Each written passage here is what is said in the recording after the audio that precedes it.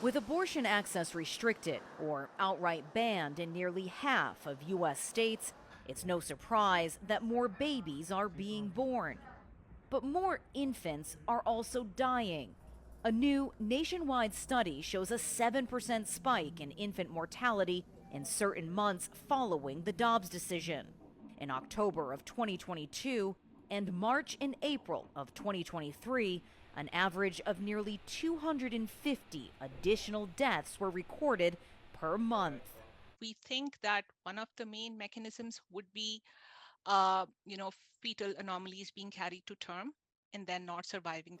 The study's lead author, Dr. Pavati Singh, says confusion around reproductive care and the flight of doctors from extremely restrictive states may have also affected access to maternal and prenatal care.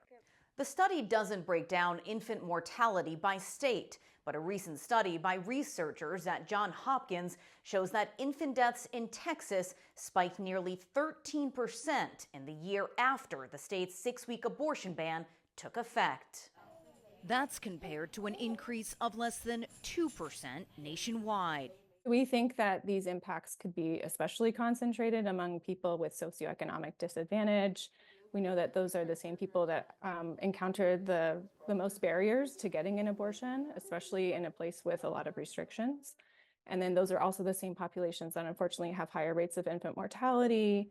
Dr. Singh believes her results may just be the tip of the iceberg, that infant mortality rates in states with extreme bans could be much higher and the impact much broader.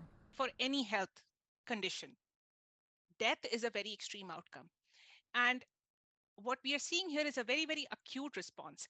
But the tip of the iceberg hides all the health conditions that do not result in a death. And when extreme outcomes change, they often underlie substantial changes in less extreme outcomes as well.